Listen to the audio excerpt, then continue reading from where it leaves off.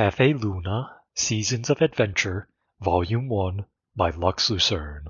Chapter 10. As Lunadia sat in the cafe, she looked out the window. She had a slight smile on her face. Luffy was curled up in his basket, tucked away like a warm loaf of bread. Nixia was behind the bar, tidying things up for the night, leaving her to have a moment of rest. Night had fallen and the storm continued to blow. It was dark outside. Heavy foreboding clouds, black as pitch. The wind howled, wild like a fierce wolf, as snow assailed the windows like frosted arrows, making soft pitterings. The building creaked as it faced strong gales of wind.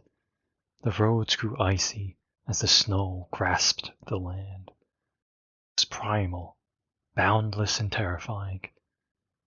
But the storm was beautiful in a way. Facing such untamed force, it carried with it a sense of awe. Pristine white swirling in the darkness. Powerful winds carrying rime and frost like foam flowing in the sea. Opposing the darkness, the streets were enveloped in soft illumination born from the flickering lamp posts outside. They stood firm in the storm, a quiet, shining vigil. Snow swirled around them, dancing and glittering in the darkness. There hung a single lantern outside the cafe as well, awaiting the foretold guest. Beacon in the dark, guiding them to safety. Watching the storm relaxed Lunadia. It was peaceful and warm in the cafe, cozy and idyllic.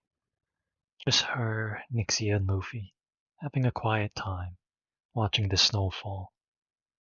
Luffy is people too, she thought. Very fluffy and soft and nice and lost in warm floating thoughts, fluffy like clouds. Lunadia was startled as the door swung open, followed by a burst of wind. Perked up, sitting up straight and becoming rigid. Still smiling, but eyes wide in surprise. The air wasn't cold. Warm. Warm like a gentle spring breeze. A warmth she hadn't felt for a year. Not that of the season, but of magic and a dear friend. Radiant golden light and graceful green winds, swirling like a tempest, but gentle as a whisper. It enveloped the tall, slender figure standing in the doorway, his brown duster billowing like a cloak in the breeze. He was adorned with a green scarf, pulled over his mouth, and carried a sword at his hip, green gemstone glinting with magic inland on the crossguard. He stepped inside, closing the door behind him, and gestured his arm from right to left. The magic swirling around him faded, the billowing cloak settling at his back. He pulled down the scarf covering his mouth, the glowing aura of wind in his eyes dissipating. Lunadia stared stunned as she watched this, realizing who this was. For a moment the world stood still. Everything was silent. Is this a dream? But next she breathed, Lunadia's eyes grew wet like snow melting at dawn.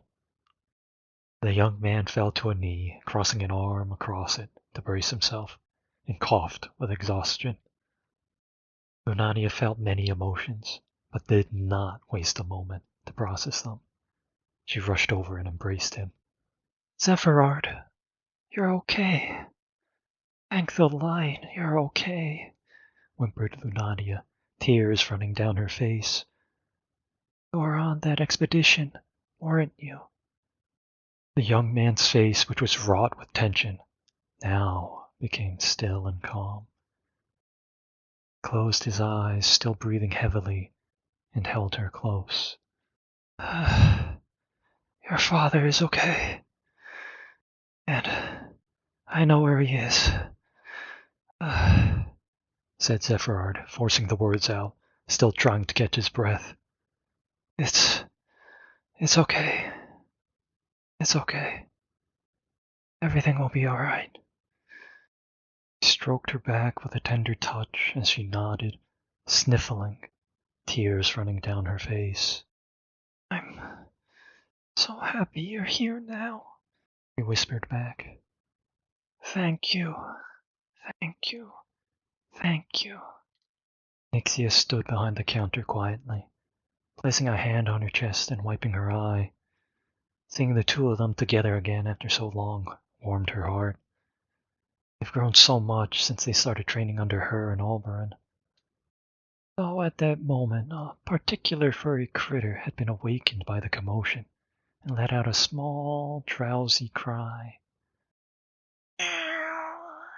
Cried Luffy, still in his basket. Zephyrard looked up, eyes heavy. He saw a large basket on the table, draped with towels. He stood up, slow and steady, still holding Lunadia in his arms. He shook his head confused and pointed at the table. "What was that sound?" "It sounded like a crying baby," said Zephyrard, raising an eyebrow in confusion. Lunadia's eyebrows pulled together as she squinted in thought while she turned her head to look. Then, realizing what Zephyrard was pointing at, her eyebrows bounced back up and her mouth turned to a small, cheeky grin. She let go of Zephyrard and turned around, making a slight wink at Nixia. She shuffled her feet across the floor, placing her hands to her cheeks as she bobbed side to side. "Well, you have been gone a long time," whispered Lunadia coyly, holding a hand to her breast. "I've got a surprise for you to see, Zeph." She picked up Luffy's basket, the furry loaf still tucked inside, and walked back to Zephyrard bashfully, looking to the side, fluttering her eyes, cheeks tinted rosy. She held the basket out to him to hold. He took it by the bottom and hefted it closer, surprised at the weight of it. It felt much heavier than he expected, almost like there was a small hippo in it. Zephyrard tensed his eyebrows, face stricken with anxiety. Lunadia stepped in closer. Zephyrard could feel the warmth of her cheeks as she moved in close to his ear. Her breath was hot and moist. "Have a look, Zeph. What's inside is ours," she whispered into his ear. He stepped back again. She looked at Zephyrard's cheeks glowing brightly, just gave him a serene, tranquil smile. Inside, she was laughing hysterically, trying to maintain composure. He placed a hand on the draped towel hanging from the basket handle and unveiled it like a precious treasure. Out sprung a furry shadow with two golden globes shining on his face. The creature sat up and raised his head, ears twitching as he looked up. One swoop, he raised his arm and swung it at Zephyrard, placing a paw on his chest with a soft poof. "Yow!" cried Luffy with excitement. Zephyrard recoiled in surprise, almost staggering back. He shook his head, throwing off the confusion. Lunadia, who was standing there with her head turned away, trying not to laugh, burst into a fit of laughter as she saw the look on Zephyrard's face. She crossed an arm over her stomach, and the other pulled close to her chest as she bent over laughing. Nixia, watching from the side, burst into laughter as well, and started to clap her hands. "Oh, the look on your face," cheered Nixia. "Priceless." "Pfft, that was perfect. Oh, so funny," wheezed Lunadia, trying to quell the laughter. "Come here, Luffy. You did a very good job. My goodness." Luffy turned around in the basket and leapt out into Lunadia's arm, giving it quite the jolt. He cushioned his landing with outstretched arms, almost tipping over when he was in her grasp. Zephyrard's face relaxed, albeit rosy-cheeked, and he let out a little chuckle himself. "Gosh, had me worried there for a moment," said Zephyrard, letting out a sigh of relief. "I wasn't sure what to expect." "Judging by the faces you were making, I can tell you missed our dear Lunadia a lot," said Nixia, smiling. "Welcome back, Zephyrard." "You don't have anything to worry about. I miss you too, Zeph," said Lunadia in response. Lunadia smiled, gentle and bright. Zephyrard let out a deep breath and placed a hand on Lunadia's shoulder. His face had fully relaxed. a stark contrast to the tension he had when he first arrived. He looked into her eyes and nodded. Can't say she's wrong. I did miss you a lot, he said with a soft, quiet voice. So, when did you get this little... He looked Luffy over. He wasn't so little. He was quite large. He wasn't fat, but robust. Zephyrard placed a hand behind Luffy's ear, giving him a scratch. As Luffy closed his eyes and let out a low rumble. Well, Big Fluffy. You said his name was Luffy? He's particularly soft, said Zephyrard, enjoying the feel of Luffy's plush fur. I don't think I've ever met a cat with such a nice coat of fur. How long have you had him? He's so soft and fluffy, right? He became my friend earlier today, replied Lunaria with glee. He's a little simple, but he's very nice and gentle. He likes to run around, and he cries like a big baby. Big furry baby. Today? How did that end up happening? Asked Zephyrard, tilting his head in thought, looking at Luffy. He seems to love you a lot already. Oh, I suppose there is a lot to love about you. Lunaria's cheeks went a bit rosy, and she giggled quietly. Well, he was wandering in the market district trying to sniff some meatballs at a stall. And some brute kicked him, she explained with tensed eyebrows and a pout. Then she looked down at Luffy and stroked his soft fur. I had to go and rescue that poor little kitty. After that, we had lunch together and he kept me company while I went shopping. I wasn't sure if I was going to take him home with me, but it seems he made that decision for himself. That's not right. What kind of person would kick an innocent cat? Said Zephyr, shaking his head. His eyebrows tensed, eyes burning with disdain after hearing of this misdeed. It's good that you were there, still compassionate as ever. Lunaria stepped closer and put a hand on his cheek. She smiled, I had worry in her eyes. Oh, are you okay? You look exhausted, she said softly. Here, you sit down and I'll get the rest of dinner going. Nixia, can you get him something to drink? Zephyrard placed a hand on hers. It was warm and soft. He held her hand and let her lead him to a seat.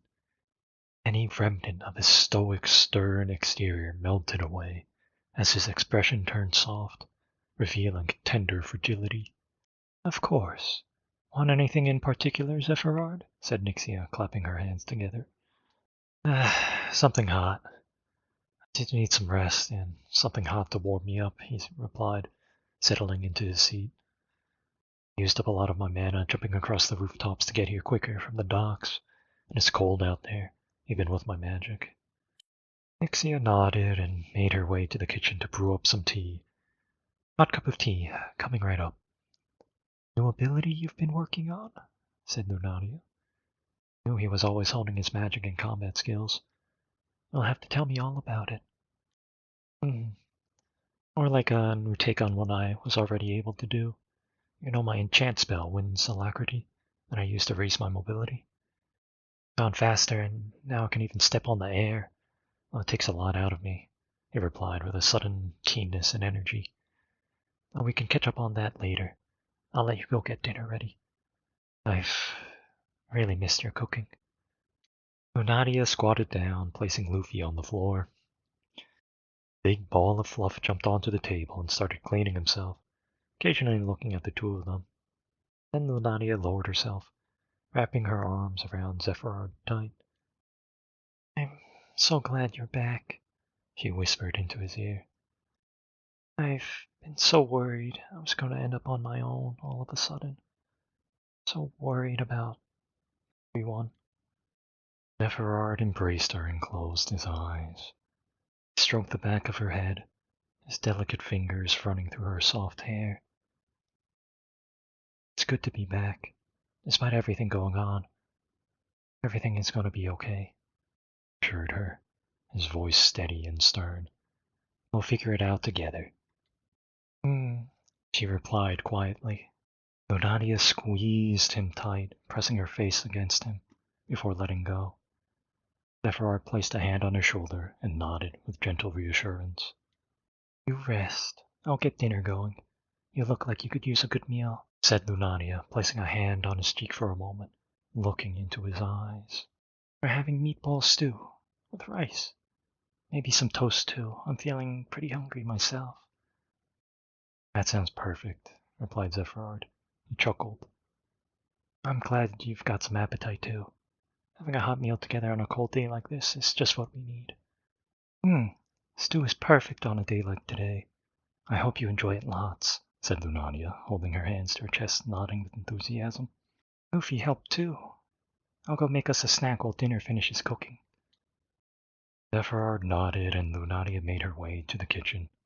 He unclipped his sword from his belt, placing it onto the table next to Luffy, the emerald and the crossguard glinting in the light. He watched with quiet gentleness as Luffy finished cleaning himself, and then settled down on the table in a loaf. Then he spoke, like a whisper in the woods to frolicking forest dwellers, gentle and serene. Hello there, Mr. Cat. Done cleaning yourself? He asked softly. Suppose you did just wake up. And maybe it's like the cat equivalent of brushing your teeth. He looked at Zephyrard with curiosity and crawled with his front paws closer to the sword. He stretched out with his nose and gave it a sniff, looking at the dazzling emerald embedded in it. Zephyrard held a hand over the gem and closed his eyes for a moment. Whispering, he summoned forth his wind magic. Dawn breeze, he said softly. The emerald took on a soft light like the dawn in spring. Ribbons of viridescent wind started to swirl around the blade, accompanied by dancing phantasmal dandelion puffs. He nodded his head as he watched the wind swirl, following it with his eyes. He held up a paw and reached out with caution, moving it back and forth. After a moment, he swung at the air, trying to get hold of something. All he managed was the rustle of the fur on his little paws. Luffy sat back down and moved his nose forward, close along the table, sniffing towards the sword, swirling with magic. Zephyrard closed his hand for a moment, halting the magic. Luffy poked his nose on the scabbard, and Zephyrard opened his hand again, causing the wind to rustle Luffy's whiskers.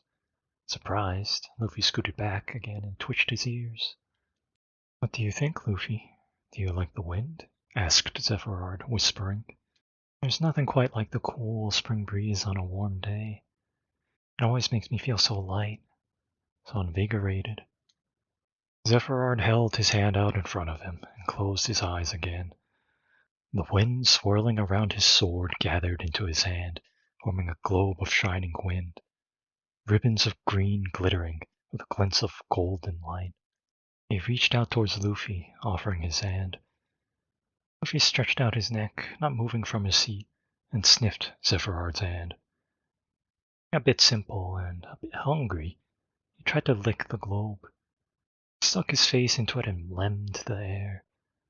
His whiskers rustled in the gentle wind as he tried to lick up some of the glints of light. He didn't manage to lick up anything, though his little tongue flapped in the wind.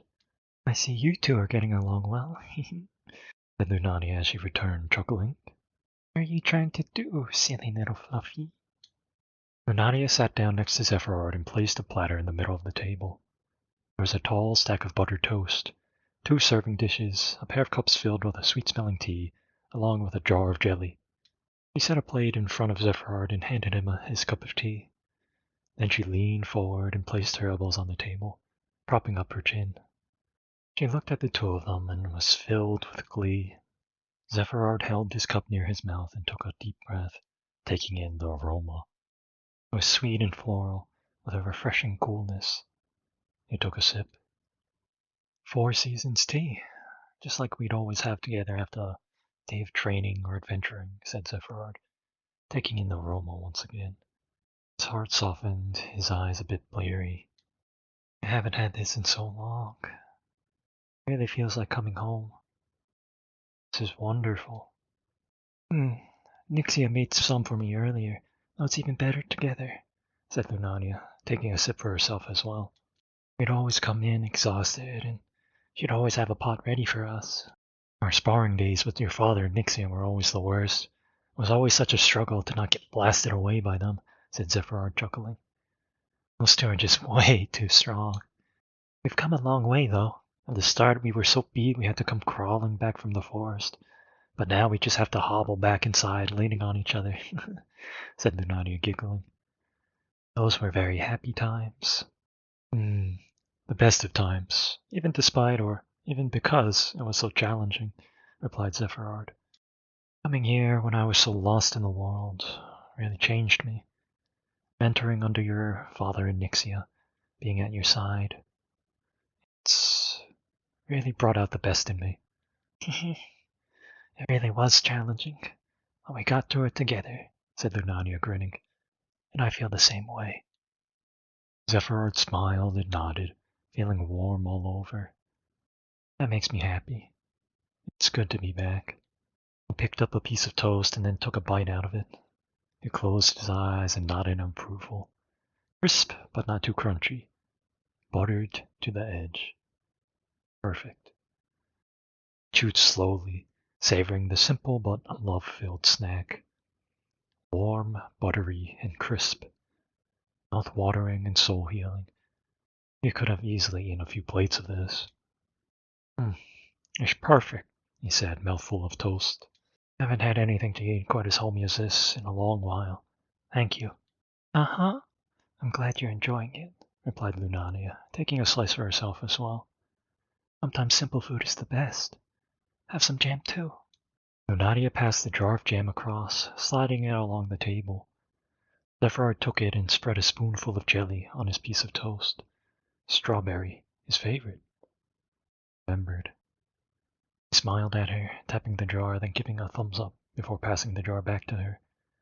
She nodded with a bashful smile, then started to spread jelly on her own piece of toast. They both took a bite at the same time. Delicious, they said in unison. The crisp texture of the toast, the slight saltiness of the butter, mixing with the sweet fruitiness of the jam. So simple, yet so satisfying. So Luffy seems to like you. What were you up to earlier when I was coming back? Asked Lunadia, nibbling the crust off of her toast. He was a bit curious about my sword. Then I was playing with him using my magic, replied Zephyrard. He nibbled the crust off first as well, before eating the buttery and sweet center. I think he's a bit hungry too. He was trying to lick the glints of light in my magic. I think he even tried to chomp a dandelion fluff. Silly little cat. So simple and silly, said Lunadia, laughing, her belly jiggling with glee. She reached over and pet Luffy on the head. I'm glad you two get along. Have you ever had a pet before? Asked Zephyrard. Luffy is my first little fluffy friend, she responded. Part of me is still surprised. I can't believe he's here now and that he's so wonderful. He does seem like a wonderful and unique cat. I'm sure Luffy is surprised too, Zephyrard said, luring Luffy over with some swirling dandelions. There's something quite special that happens when you go through the proper rituals to tame an animal and name them. In a way, when you tame them, they also tame you. Form a bond and become significant to each other, unique from all others in the world. He dismissed his magic and rubbed Luffy behind the ear, smiling. Luffy pressed his head into his hand. They are not just a cat or a dog. They are your friend, and you are theirs. The threads of your fate have been intertwined with theirs, filling your heart to the brim, getting sight to that which is most essential, said Zephyrard, lulling Luffy into a soft, purring loaf. Many people that don't like animals much can't quite understand it, Zephyrard said, turning to Lunadia. He smiled, his face soft and gentle. I'm sure you feel a bit of it now, though, with how close Luffy seems to be to you already. Nadia gazed back into his gentle eyes. Her heart fluttered with the way he weaved his words. It's quite the beautiful way to put it. I've never given it much thought before, but you're right. She moved her chair closer to him and stroked Luffy's back. I always try to respect and take care of animals when I see them, but Luffy, he's different. He's so full of personality, and his presence is so reassuring, she whispered softly, full of love. He nodded. I could feel how much she loved Luffy already. He seems very wonderful, Zephyrard whispered back, starting to love Luffy too. It's very beautiful, isn't it? That's the lore surrounding how the first familiar came to be. The little prince and the fox, who observed the proper rites and established ties, forming a bond together, taming each other. They need each other in that relation, for their bond is unique between them, different from all others, Zephyrard recounted, closing his eyes, envisioning it. To tame one another and regain what mankind has lost, realizing that which is most meaningful and essential is invisible to the eye, is rightly only seen with the heart. With that true sight, the path to forging a familiar pact is opened, he said, before opening his eyes. He shook his head, eyes now open, looking at nothing. That's how it goes in the story anyways. Not everyone can become that close to something and form a familiar pact. It's one thing to love an animal, but familiars are magical in nature. You've always had an interest in lore, haven't you? Nadia said, smiling, leaning on the table, resting her chin on her hand. Was there any reason that story stuck out to you in particular? Have you ever had a pet before? Zephyrard's expression changed. He looked down, as if he was looking at something that wasn't there. His eyes were downcast and somber, a half-smile on his face, filled with mixed emotion. Nostalgic, but sad and vulnerable. He went silent for some time. Eventually, he opened his mouth. A long time ago, he said, sitting still, speaking softly and calmly. I had a Pequee friend named Noti. I was always so brave and determined, despite being like a little fluffy potato, Zephyrard said, looking at Lunadia. She could see the hole in him as he spoke, the scar of loss on his soul. He had soft black fur, a caramel stripe around his shoulders and belly like a cloak. He had a little tuft of white on the top of his head like a crown, Zephyrard continued, closing his eyes, remembering. He was always there with me. I was so curious and sure of what he wanted. He would try to nibble on everything, and he would go wherever he wanted. He nodded, seeing the memories of the past he carried in his heart. He went silent again for some time. He wished those times had never ended. He held on to those memories with all his heart, so they might never slip through his fingers like fleeting sand. Lunadia sat there with him, not speaking a word, but feeling with her heart. Silence was broken when he suddenly laughed and opened his eyes. They were misty, but filled with joy. He really liked bread too for some reason. Noti climbed into my plate once and was just trying to lick up all the breadcrumbs, sniffing his nose around. Zephyrard took a bite of his toast and stared at the crumbs on his plate, reminiscing. Lunadia felt some sense of relief, knowing that Zephyrard could laugh and remember happy times. Losing people you love always leaves a deep scar, the mark of their existence, and the bond you shared with them. I never knew. I always knew you were gentle, though. You never seemed the type to have pets, Lunadia said softly, her presence as gentle as moonlight. I'd love to hear more. Honestly, I wouldn't say I am, Zephyrard said, shaking his head. He just walked into my life one day and stayed there until the end. I don't think of him as much of a pet, though. More of a friend, if anything. He smiled, looking somewhere far off, dreamily.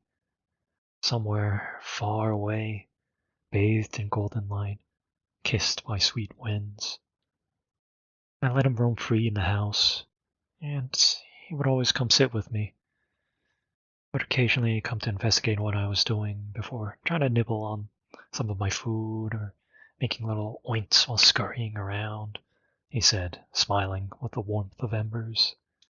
I've never had many friends before, but Noti was the best friend you could have ever imagined.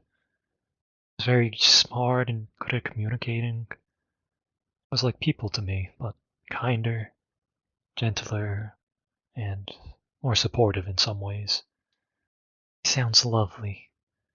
Pygmies are really nice animals, even nicer than I thought, replied Lunadia, letting out a happy giggle. They have such big voices for such small critters, always squeaking away. They have even bigger hearts from the sound of it. Notes he was really something special. It was only after he became a ghostie and I really got interested in that legend. Wishing he was still with me, Zephyrard said, becoming quiet and solemn again. He sniffled. Wish what everyone has wished for when they've lost something dear. I wish I could bring him back, he whispered, before going still and silent. Lunadia rubbed a hand on his arm, placed a hand on hers, and held it. Felt like a campfire when you're lost in the woods, so warm, so safe. Familiars are bound to you by magic, living free of disease and the burdens of age. And after I learned about them, couldn't help but dream, he finally muttered. That would really be nice, wouldn't it? Lunadia said, peaceful and soft. Fluffies deserve to live good lives. She looked at Luffy, who had waddled over and sat down next to her on the table. She stroked his soft fur as he let out a low purr, curling his paws against his face as he rested. Yeah, that would really be something, said Zephyrard, his voice steadying. Though I tried to do some research and it's not easy to accomplish. Beyond that special bond you share with the animal, you need to have sufficient magical power, he said, shaking his head, dismal. Either you need to be high enough level to do it yourself, or to have a rare crystal to facilitate the pact. Supposedly, as you go up in levels, become physically stronger, your soul grows as well. The strength of your soul is what brings your dreams into reality, and having a familiar is certainly dreamy, Zephyrard said, turning to look out the window, looking at the sky above. And that's the stuff of divinity, like all the legends about the divine paragons. His expression became forlorn as his mind traced through the memories and reached a challenging time. Choked, as if dealt a grievous blow. Bent over in pain, placing a hand over his eyes. He wept. Never got that chance, though. Couldn't save him. He's getting older and had gotten sick. Some tooth and stomach problems, he said, whimpering through the tears and sniffles. I tried my best to take care of him. He would always come over to me, making little oints, and give me a certain look when he needed something. I hand-fed him mashed food, held a water bottle for him to drink from, rubbed his belly so he wouldn't get bloated, Zephyrard said, each word he spoke revealing a scar in his soul that shone bright. Continued through this pain, perhaps even because of the pain and loss. Continued to speak. He was so bright and determined, even up until the end, he said. Choked again. He sniffled. Took in a deep breath. Could tell he wasn't well. He was still doing his best. At the end, he just got very tired and had to sleep, said Zephyrard through the tears. He stirred a bit in the end, so I held him and told him he was home safe with me. I know he loved me very much. I still miss him. I miss him so much. Oh, Zeph, you really are a gentle soul, Lunadia whispered, tearing up as well. I'll pray that you meet him again one day. I miss him so much, Zephyrard said softly, burying his face into his hands. Hold on to those memories, Lunadia said, pulling her chair up against his and throwing her arms around him, holding him tight.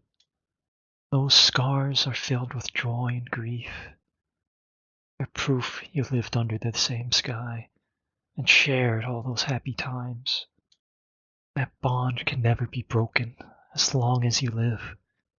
It lives on in your actions today, from all that you've learned and experienced with him.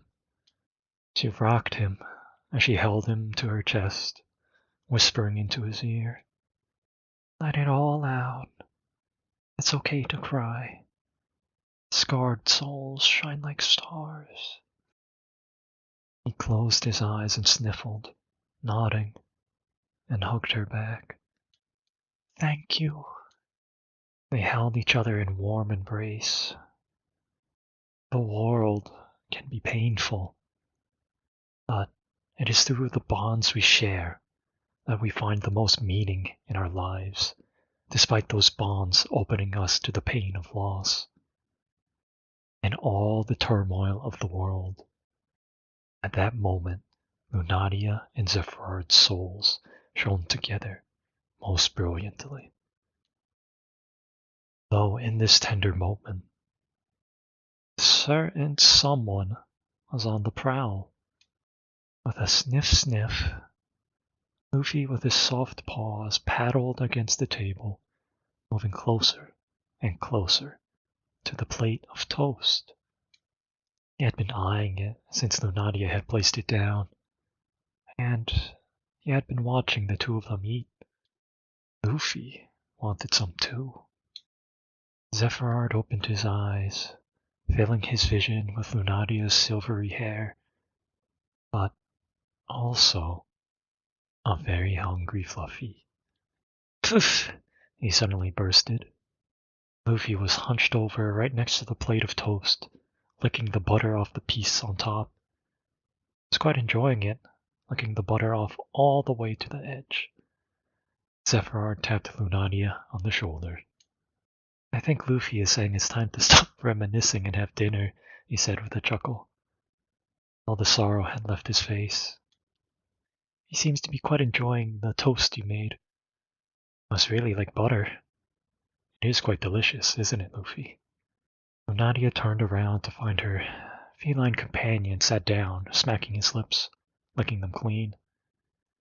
The top piece of toast was licked clean of butter. Lunadia reached out and tried to scoop him up into her arms. "Come here, Luffy," cooed Lunadia.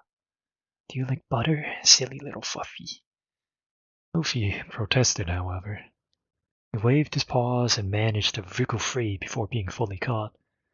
He jumped back onto the table, then made his way to run around the room, jumping around the booths like a horse. "Meow, meow," Luffy cheered, running free.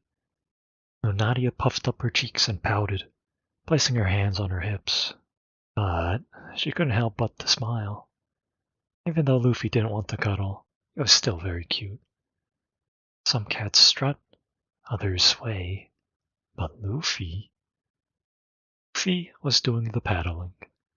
He paddled around the room, trotting along and jumping around in small bounds. Though at times he was not the most graceful, and walked over things like a little elephant without a care in the world. Luffy's way of walking was unique and particular, being quite playful, energetic, and silly. Perhaps it was not unique to others, but it was now unique and distinct to Lunadia and Zephyrard, who found it quite heartwarming. Lunadia and Zephyrard had become unique and distinct to Luffy as well. Lunadia let out a breath and smiled, gentle and serene. "Luffy is a very good boy, isn't he?" Lunadia said, holding a hand over her heart. She bobbed her head side to side and sang a little song. "So silly and so fluffy and so nice." He is very special," Zephyrard responded. He watched Luffy running around in his own particular way, moving at his own pace. He smiled. "Very big and soft and silly. I think we're quite lucky to have him walk into our lives. Uh-huh. I love him so much already, even though it's been such a short while, Lunadia said, holding herself and rocking back and forth, imagining hugging Luffy. She stopped and let out a breath. Oh, I better get dinner ready before Luffy tries to lick the rest of the toast clean. He's already so big, she said, throwing her arms into the air. Then she pouted. I don't want him getting fat, too. He jumped off my belly earlier, and oh my gosh, so heavy. Nadia stood up to head to the kitchen, but then paused for a moment and looked down, poking her belly. She squinted and looked at Zephyrard. Maybe he thought my belly was jiggly and good for bouncing off of, she whispered glumly. She rubbed her belly. It was quite plump, soft and jiggly. Sometimes it even jiggled when she laughed. Pouted. Do you think I'm fat? Zephyrard, without a moment's hesitation, gazed into her serene blue eyes, framed by strands of silver, and spoke. I think you are the most beautiful woman I've ever met, Zephyrard said in pure sincerity. He was left breathless as he looked at her, their gazes connecting. And I know I would like to stay by your side, if you feel the same way I do about you, he said, his voice delicate like the kiss of the breeze. He held a hand over his heart, still looking at her. He felt such peace and joy, like gazing at the shining moon on a dark night, bringing such relief. You are very important to me. Nadia placed her hands on her cheeks, now rosy and hot. She closed her eyes, scrunching her face, and turned around for a moment, making a slight squeal. Hey, Zeph. Close your eyes for a minute, she squeaked. Of course, he replied. The young man with wind-swept black hair sat tall in his chair. He adjusted his scarf, green trimmed with gold, pinned by an emblem in the shape of a silver star, and folded his hands in his lap. Are they closed? Lunadia whispered. Yes, Zephyrard replied. He sat calm and still. Okay, she said, her voice shaking. You stay like that until I say so. The young woman with flowing silver hair turned towards him. He held her arms in front of her, pressing them against her bosom, and clutched the small scarf tied around her neck, starry blue, trimmed with gold, pinned with a matching emblem of a silver star. She walked next to the young man, movements gentle and steady as a stream. Her shoes clapped against the floor of the cafe, like the beating of her heart. He took a deep breath and bent over close to his face. Nadia placed her lips upon his cheek. She stayed there for a moment.